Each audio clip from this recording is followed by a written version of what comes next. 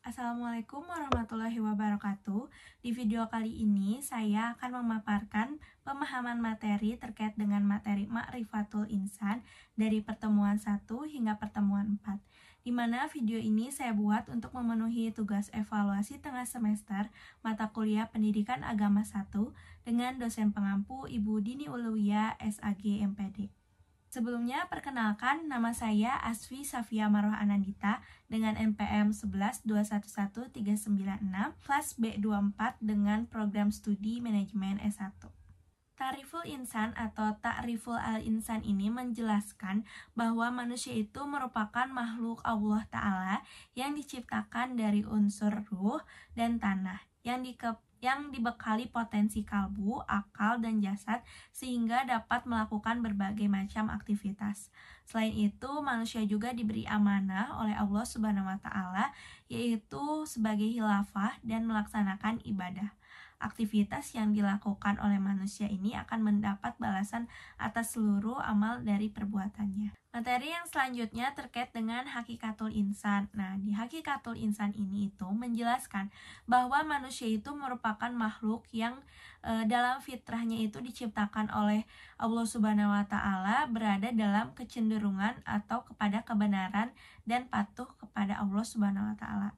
Selain itu, manusia juga diciptakan oleh Allah Subhanahu wa Ta'ala ini dalam keadaan lemah, terutama menghadapi godaan hawa nafsu, kemudian diciptakan dalam keadaan jahil atau bodoh, dan fakir atau butuh atau berkendak. Dengan mempunyai arti bahwa Allah Subhanahu wa Ta'ala ini menciptakan manusia itu tidak mempunyai apapun, sehingga semua yang dinikmati dan dimiliki manusia sepanjang hidupnya itu berasal dari Allah Subhanahu wa Ta'ala. Materi yang selanjutnya terkait dengan takatul insan. Nah, dalam takatul insan ini itu menjelaskan bahwa setiap manusia ini diberikan potensi oleh Allah Subhanahu wa Ta'ala itu tidak hanya berupa aspek fisiknya aja, tapi meliputi aspek rohani, intelektual maupun sosial. Selain itu juga Allah Subhanahu wa Ta'ala memberikan 3 potensi yang utama, yaitu pendengaran, asama, penglihatan, al-basyar, dan hatinya, yaitu al-fuadu. Dengan potensi yang dianugerahkan kepada manusia, maka harus dimanfaatkan dengan sungguh-sungguh untuk menjalankan amanahnya, sehingga Allah Subhanahu wa Ta'ala ini Allah dapat memuliakan kita di dunia maupun di akhirat. Kemudian materi yang selanjutnya yaitu terkait dengan nafsul insan.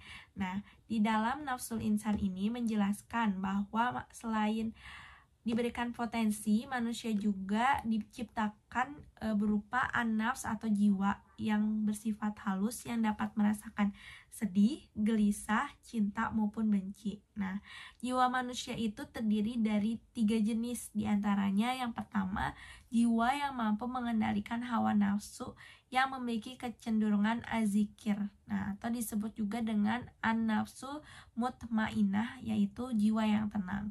Kemudian yang kedua, jiwa yang memiliki kecenderungan yang masih terpengaruhi atau yang disebut juga sebagai an-nafsul lawamah. Nah, yaitu jiwa yang menyesali dirinya sendiri. Kemudian yang terakhir, jiwa yang dikendalikan oleh syahwat atau hayalan yang disebut dengan an-nafsul amaratu bisui atau jiwa yang memerintahkan kepada kejelekan. Jadi selain diberikan potensi, manusia juga diberikan nafsu atau jiwa yang ada yang tenang, kemudian ada yang setengah-setengah antara terpengaruhi dan bisa ditenangkan juga, dan yang terakhir itu memerintahkan kepada kejelekan atau mengikuti hawa nafsunya.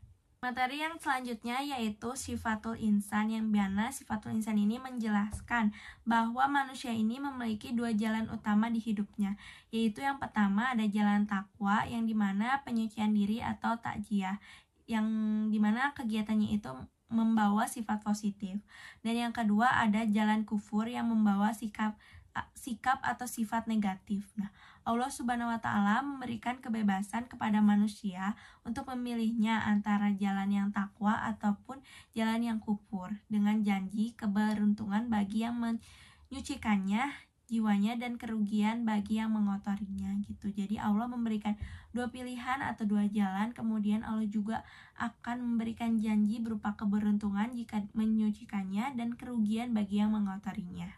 Setelah membahas terkait dengan hakikatul insan, sini ada hakikatul ibadah, yang dimana hakikatul ibadah itu merupakan pemahaman bahwa ibadah itu bukan hanya soal ritual atau kegiatan fisik saja, melainkan menyerahkan diri sepenuhnya kepada Allah dengan senang hati dan ikhlas.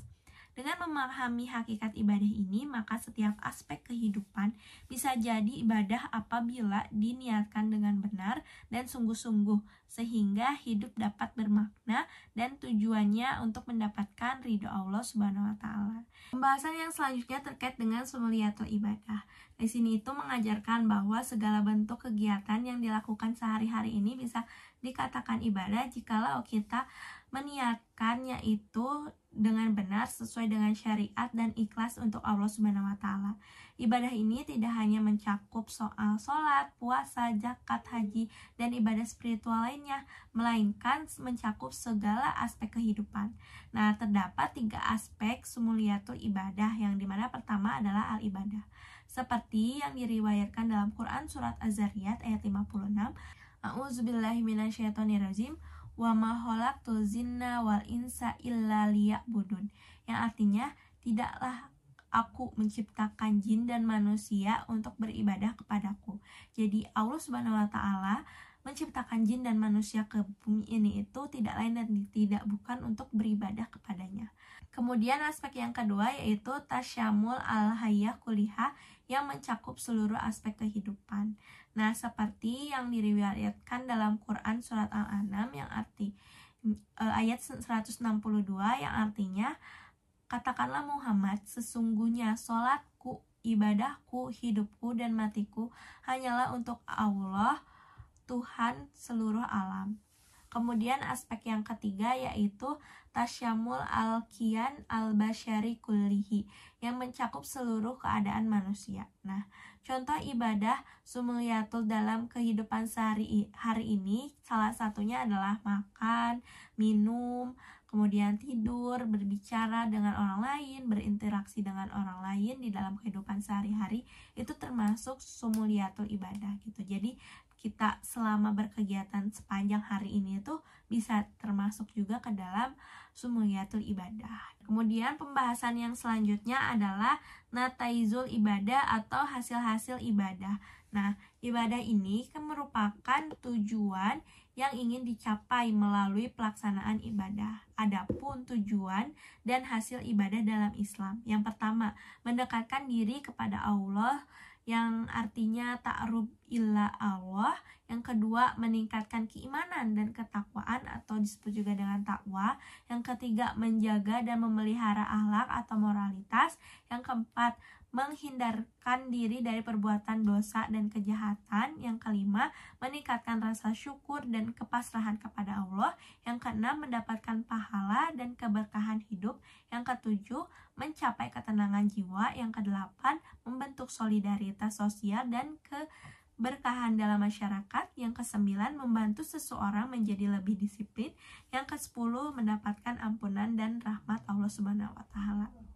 Berikut merupakan pembahasan terkait dengan pemahaman materi yang sudah disampaikan dari pertemuan 1 sampai dengan pertemuan 4, sehingga dapat ditarik kesimpulan bahwa ma'rifatul insan atau hakikat mengenal manusia ini sangat diperlukan oleh manusia, karena selain untuk menghargai sesama, kita juga mengetahui bahwa manusia itu diciptakan dalam keadaan tidak mempunyai apa-apa, kemudian manusia itu diberikan jiwa, kemudian manusia itu diberikan potensi-potensi dan diberikan jalan oleh Allah Subhanahu wa taala untuk dipilih antara memilih takwa atau al-kufur. Kemudian segala bentuk kegiatan yang dilakukan oleh manusia di dalam kehidupan sehari-hari itu bisa disebut juga sebagai ibadah jikalau diniatkan dengan tulus atas untuk mendapatkan ridho Allah Subhanahu wa taala. Sekian yang bisa dapat saya sampaikan.